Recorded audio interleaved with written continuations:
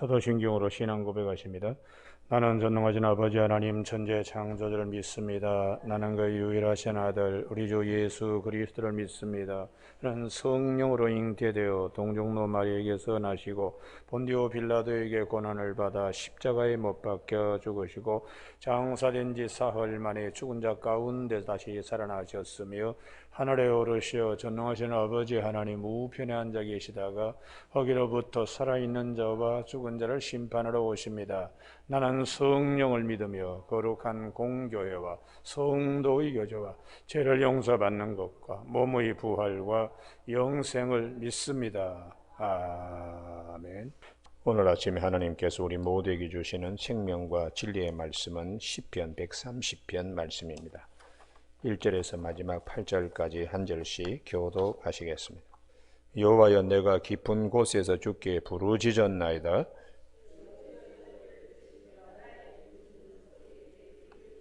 여호와여, 주께서 죄악을 지켜보실진대 주여 누가 서리이까?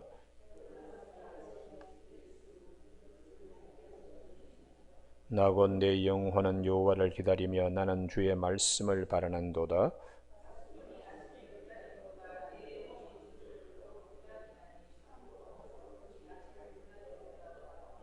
이스라엘아, 여호와를 바랄지어다. 여호와께서는 인자하심과 풍성한 속량이 있음이라.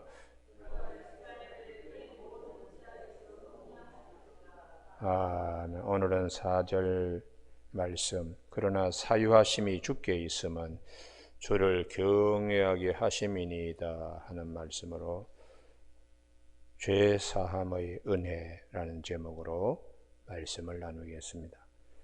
이 시편 130편에는 특별한 우리 기억해야 될 것이 있는데요.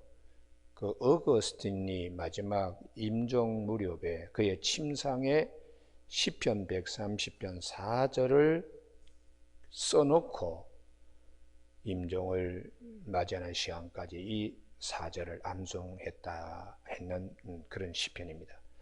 그리고 루터의 경우에는 이 시편 130편 뿐만 아니라 일부 참회하는 그런 시편들이 있는데요. 오늘 특별히 130편 이게 대표적이죠. 그래서 루터는 이게 바울의 시편이다 이렇게 별명을 붙일 정도로 130편 시편은 대단히 중요합니다. 우리가 이 하나님 앞에 누가 설 수 있겠는가? 3절에 여호와여, 주께서 죄악을 지켜보실지니 주여 누가 서리이까? 이렇게 말씀하고 있습니다. 우리가 잘 아시는 것처럼 하나님 앞에 제물로 드려지는 어린 양은 절대로 흠이 없어야 합니다. 제물로 드려지는 양은 어디에 흠이 있든지 병든 거든지 이렇게 되면 그건 제물로서의 가치가 없습니다. 완전 무음할 정도로 깨끗한. 그런데 사람은 그런 양처럼 흠이 없을 수가 없어요. 그러니까 사람을 제물로 드릴 수가 없습니다. 흠이 있기 때문에. 그래서 사도 요한이 요한복음 1장 29절에서 말씀을 했지요. 세상 죄를 지고 가는 하나님의 어린 양을 보라고 예수님을요. 사람들은 죄가 있기 때문에 제물이 될 수가 없어요.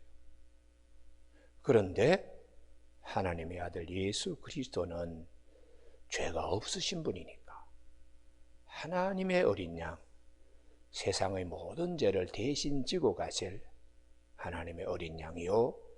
이사야 53장에서 각기 제 길로 갔걸 우리는 그릇 행하여 다 제 길로 간 그런 양인데 하나님께서 우리 모두의 죄악을 그에게 담당시키셨다라는 이 어린 양. 그래서 우리 모든 사람이 다 죄를 범하였으며 하나님의 영광에 이르지 못하더니 그리스도 예수 안에 있는 속량으로 말미암아 하나님의 은혜로 값없이 의롭다 하심을 얻은 자 되었다고 로마서 3장 23절에 사도 바울은 항상 주님의 대속의 은혜 이것을 굉장히 강조하고 있습니다. 왜냐 그러면 오늘 시편 130편 3절에 여호와여 주께서 죄악을 지켜보실진데 주여 누가 서리까? 누가 주님 앞에 죄 없다고 설 수 있는 사람이 누가 있습니까?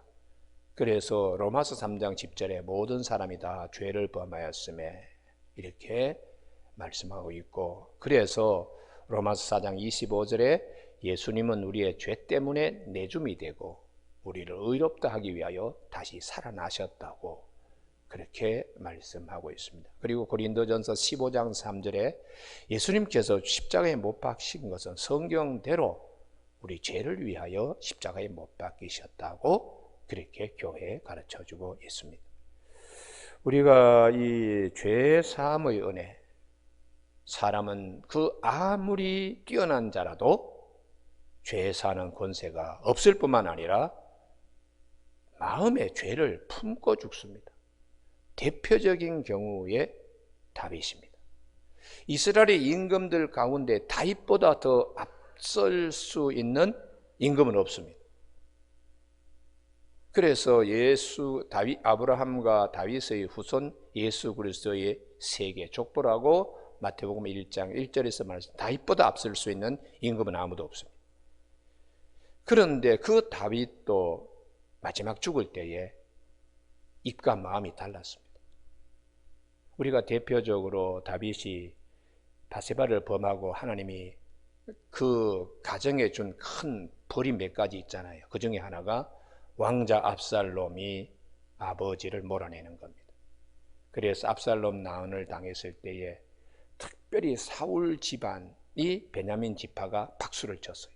그 중에 아주 강성파인 이 시므이라고 하는 이 자가 밤에 상투 하나 제대로 올리지 못하고 피난가는 다윗에게 그 바울임에서 야, 이 빌어먹을 놈아, 네가 참 죄를 많이 지었다, 피를 많이 흘렸다, 이 사악한 녀석아, 이렇게 아주 저주의 폭언을 했습니다. 그런데 이것이 다윗의 마음과 그가 참 영원히 지울 수 없는 상처가 되었어요. 그래서 우리가 말이라는 것은 폭언을 해서는 안 됩니다. 폭언을 하니까 다윗이, 그 유명한 다윗도 그 상처를 안고 죽으면서 원수를 갚습니다. 그런데 이제 압살롬 난이 진압되어서 돌아올 때 제일 먼저 이 시므이가 요단 나루턱에까지 와서 손을 바짝 빌면서 다윗에게 살려달라고. 그때에 다윗의 경호를 책임졌던 수루아의 아들 그 아비새가 이 녀석이 이거 목 잘라야 됩니다. 그럴 때에 다윗이 오늘 이 좋은 날 왜 그러냐, 그러면서 다윗이 약속한 것이 있습니다. 사무엘하 19장 23절에 내가 죽지 아니하리라 하고 그에게 맹세하니라. 너 죽이지 않겠다, 내 너를 용서했다, 이런 이제 입술을 가지고 얘기했지만은 마지막 다윗이 죽을 때에 세 가지 유언을 솔로몬에게 남길 때에 이걸 뒤집어 엎습니다. 솔로몬아, 너는 참 지혜 있다. 너 그 시므이 살아 생전에 그 한 일 알지? 그의 명대로 살다가 가지 못하게 알아서 처리해라. 그게 이제 죄를 물으라는 얘기죠. 그래서 솔로몬이 아주 지혜로운 자이니까 아주 그 거미줄과 같이 건들면 끊어질 법을 하나 딱 만드는 거예요. 그래 시므이를 불러서 너 우리 아버지 살아생전에 너 한 일 알지? 아버지의 말을 내가 지키기 위해서 너에게 여기까지만 허락한다. 절대로 너희 시냇물을 건너서는 안 돼. 기드온 시냇가에 있는 시냇물을 건너서 안 돼. 그게 이제 예루살렘을 떠나지 못하도록 딱 이렇게 묶어 놓는 거예요. 그런데 이 시므이가 집에 종들이 있고 가까이에 있는 가드로 밤에 도망을 갔어요. 그래서 그 종들 둘이를 찾으러 그 개울을 건넜다가 밤에 돌아왔는데 이걸 누가 보고서 솔로몬에게 이릅니다. 그래서 솔로몬이 그 죄값을 물어서 시므이를 쳐 죽입니다. 우리가 이것을 보면 중심의 용서, 이거 사람은 할 수가 없어요. 죄를 사는 권세도 없지만 죄 가운데 우리가 태어나 있기 때문에 죄성이 발동돼요. 죄성. 믿음 좋을 때는 그것을 눌러 넣습니다. 그러나 믿음이 흐트러지고 우리의 모든 뼈마디가 이제 힘을 쓰지 못하고 하나님이 부르시는 날에는 본성이 드러나요. 본성이요. 그래서 마지막 그 어르신네들이 노만기가 있다 할 때에 욕들을 많이 해요.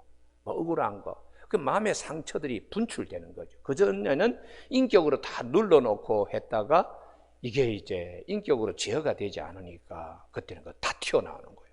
그래서 이 자랄 때 상처를 받지 말아야 됩니다. 상처를. 그 상처가 굉장히 오래 갑니다. 오래 갑니다. 그래서 우리가 그 유명한 다윗도 중심에 용서하지 못한, 그래서 예수님이 마태복음 18장에서 제자들에게 가르칩니다. 마침 계기가 되어서 베드로가 7번 용서하면 되지요. 형제들이 나한테 죄 지었을 때요. 그때 주님께서 7번 뿐만 아니라, 그 다음 말씀이 아주 중요한데요. 7번을 70번까지라도, 그 부분에, 그 언어 유황스인데요. 70번까지라도 용서해 주라. 그 70번까지라도 하는 말은 한없이 용서해 주라. 그건 다시 말하면은 네가 저는 절대로 내가 용서할 수 없어. 그런 것에 올무 잡히지 말라는 거예요. 거기에 내가 갇혀서 자유롭지 못하고 늘 거기에 갇혀서 내가 힘든 삶을 하지만 내 자신을 위하여 마음을 구겨놓지 말라. 그래서 주님이 비유로 1만 달란트의 빚진 자를 왕이 용서해 줬더니 100데나리온의 그 친구, 동료, 동관, 공무원인 자에게 멱살을 잡고서는 갚으라고 막 흔들어대면서 옥에 넣었다는 얘기를 임금이 듣고서는 이놈 용서받지 못하겠구먼 하고 옥에 쳐넣어라. 이런 주님이 비유를 하시고 난 다음에 그 다음에 아주 중요한 말씀입니다. 마음으로 형제를 용서하지 아니하면, 다시 말하면 중심에 용서하지 아니하면 하나님께서 너희를 용서하지 않는다. 이것은 우리에게 구겨진 마음을 이 말씀의 다리미로 쫙 깨끗하게 펴라는 얘기예요. 그래도 다시 이게 그 마음이 상처받은 다시 쭈그러드는, 원형을 잃지 않고 다시 또 그렇게 될 가능성이 있습니다. 그래서 오늘 본문 말씀에 사람은 용서할 수 있는 기본적인 참 그 바탕이 잘 되어 있지 않는데, 유일하게 우리가 본받을 인물이 하나님 창조사에게 완결 인물인 요셉의 제일 마지막 창세기 50장에 아버지 야곱을 장례치려고 난 뒤에 형제들이 아주 두려운 마음으로 요셉 앞에 무릎을 꿇으면서 살아생전에 아버지의 말을 들먹거립니다. 아버지가 살아계실 때 우리의 허물을 용서하라고 말씀하시는데 요셉이요, 우리의 죄를 용서해달라고. 그때에 요셉이 그 말을 듣고 울었다고 되어 있어요. 이미 벌써 나는 다 용서했는데 내 마음에 나를 팔아버리고 내 젊은 날을 그렇게 힘들게 했던 것을 이것도 하나님의 은혜구나 생각하고 다리미로 다 그냥 구겨진 마음을 다 바짝 이렇게 다려놓았는데, 형제들은 아직도 아버지 살아생전에는 우리를 용서했는데 아버지 돌아가시고 나니까 이제는 뭐 원수 갚을 그런 요셉이 아니겠나 하고 두려움에 있을 때에 요셉이 한 말이 있습니다. 요셉이, 그것이 창세기 50장 20절에 당신들은 나를 해하려 하였으나 하나님은 그것을 선으로 바꾸사 오늘과 같이 많은 백성의 생명을 구원하게 하시려 하셨나니 당신들은 두려워하지 마소서. 내가 당신들과 당신들의 자녀를 기르리다 하고 그들을 간곡한 말로 위로하였더라. 형제들의 두려운 마음을 그의 부드러운 진심의 중심에 있는 언어로 그걸 다 이렇게 다려줬다는 거죠. 구겨진 마음을 다 다려줬다. 근데 요셉은 잘 되어서 이렇게 애굽의 총리 잘 되어서 용서해 줬는데, 유일하게 성경에 딱 본받을 인물이 요셉인데, 예수님은 가장 고통받는 가운데서 저들의 죄를 용서하여 주옵소서. 누가복음 23장 34절에서 아버지 저들의 죄를 사하여 주옵소서. 알지 못하고 하는 것입니다. 그래서 요한복음 19장 30절에 이제 다 이루었다고 주님이 말씀하신 후에 내 영혼을 아버지 손에 부탁합니다고 숨지셨다고 성경 그렇게 말씀하고 있습니다. 우리 예수님의 이 대속의 은혜를 늘 기억하는 믿음 생활이죠. 그것이 우리가 마지막 어거스틴처럼 인종 무렵에 죄가 나를 두렵게 합니다.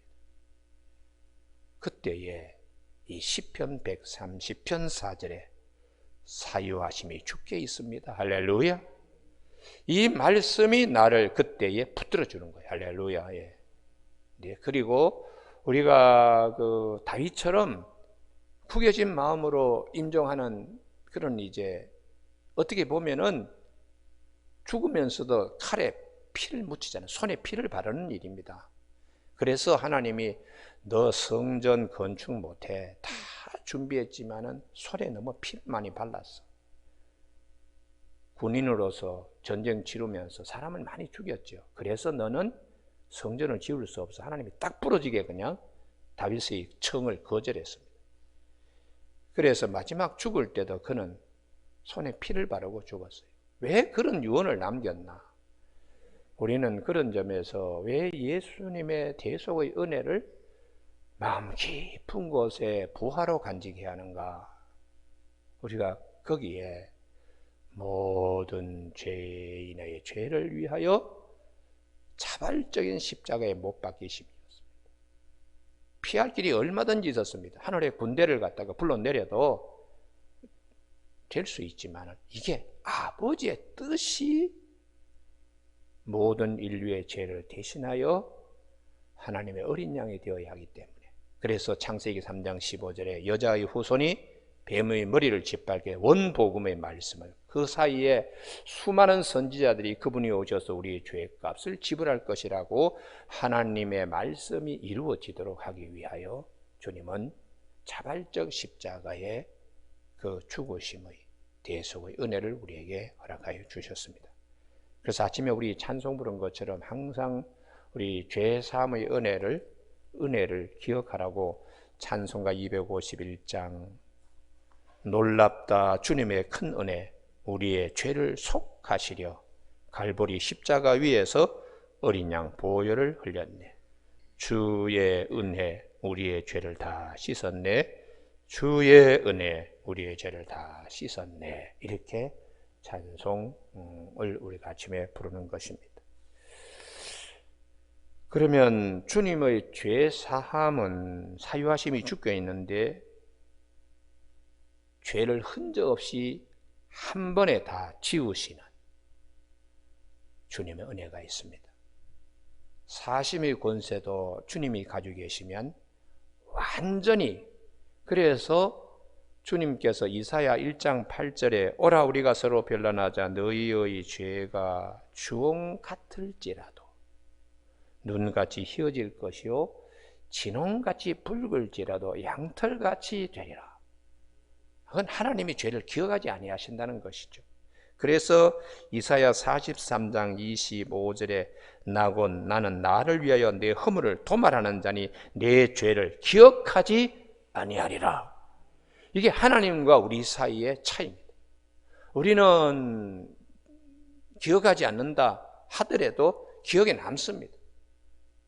잊어버렸는데 그건 우리가 이 인간관계에서 잊을 수 없어요. 다윗을 보면 죽을 때에 보면, 그래서 오직 사유하심은 주께 있기 때문에 1만 달란트의 빚진 자로 100데나리온의 그 친구의 빚도 쉽게 갚아줄 수 있는 믿음의 자리까지 이르도록 주님이 우리에게 베드로와의 문답을 통하여 우리에게 묻고 내 스스로 답하게 하는 겁니다. 우리 성경 말씀을 가지고 우리 묵상을 하면은 주님의 음성을 들을 수 있어요.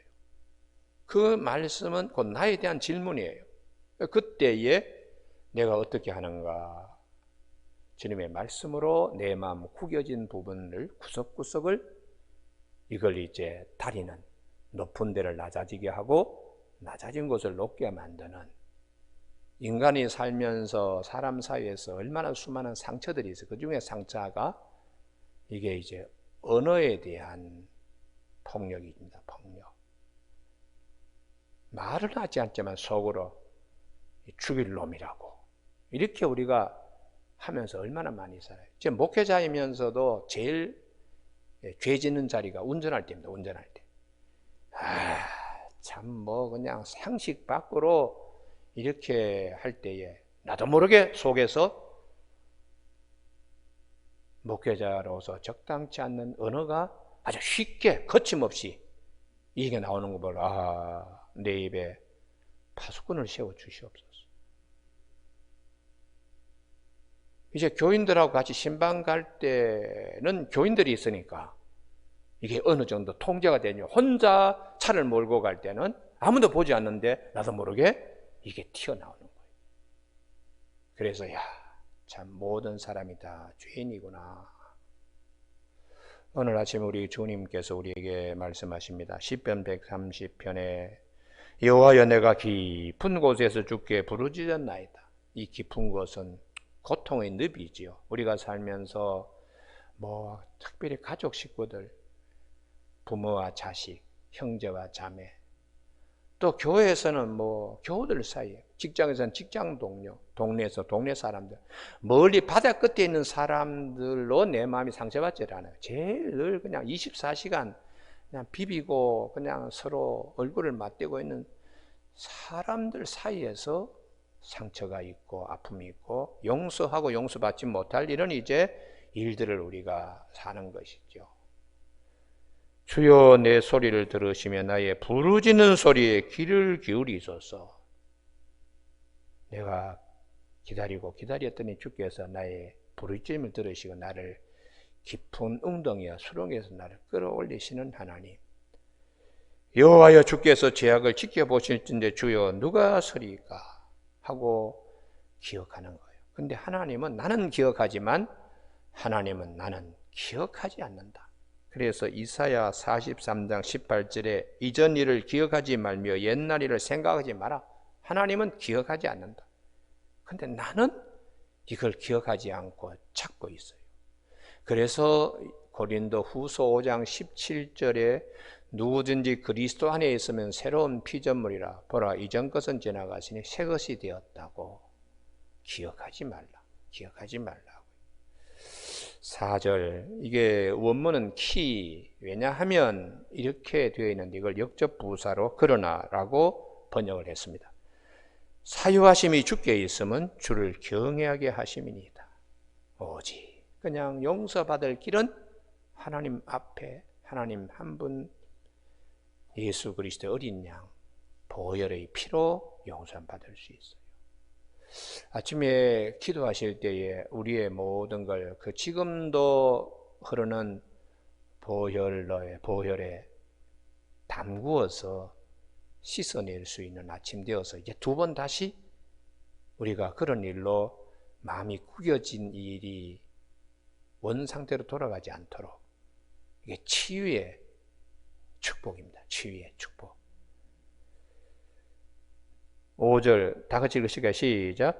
나 곧 내 영혼은 여호와를 기다리며 나는 주의 말씀을 바라는도다. 할렐루야. 주님의 말씀으로 치유되는 것입니다. 오직 주님의 말씀. 파수꾼이 아침을 기다림보다 내 영혼이 주를 더 기다리나니 참으로 파수꾼이 나 아침을 기다림보다 더 하도다.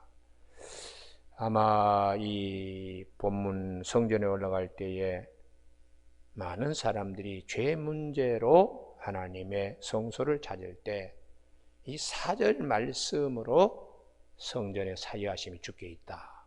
이 말씀이 가장 귀한 말씀입니다. 7절, 8절 다 같이 읽습니다. 이스라엘아 여호와를 바랄지어다. 여호와께서는 인자하신가 풍성한 속량이 있음이라. 그가 이스라엘의 그 모든 죄악에서 속량하시리로다. 아멘. 깨끗하게 기억도 하지 않고 생각나지도 않게 흰 눈과 양털같이 새롭게 하시는 하나님, 그 은혜의 자리에 우리가 다 서는 아침 되기를 주님의 이름으로 축복합니다. 기도하시겠습니다. 하나님 아버지, 은혜를 허락하여 주셔서 사유하심이 주께 있음을 이 아침에 감사하며, 사도 바울이 항상 내가 죄인의 계수라고 이런 나를 나의 나 되게 하신 하나님의 은혜를 늘 찬미하며 참회의 그 귀한 말씀을 늘 우리에게 들려주신, 그래서 루터가 오늘 시편 130편을 바울의 시편, 참회 시편이라고 이렇게 별명을 붙였는데, 우리가 이 아침에 이 말씀을 잘 기억하면서 우리의 마음에 여러 가지 상처들과 죄짐에서 벗어날 수 있는 아침 되도록 도와주시기를 원하옵고 예수님의 이름으로 기도드립니다. 아멘. 하늘에 계신 우리 아버지, 아버지의 이름을 거룩하게 하시며 아버지의 나라가 오게 하시며 아버지의 뜻이 하늘에서와 같이 땅에서도 이루어지게 하소서. 오늘 우리에게 이루할 양식을 주시고 우리가 우리에게 잘못한 사람을 용서하여 준 것 같이 우리 죄를 용서하여 주시고 우리를 시험에 빠지지 않게 하시고 악에서 구하소서. 나라와 권능과 영광이 영원히 아버지의 것입니다.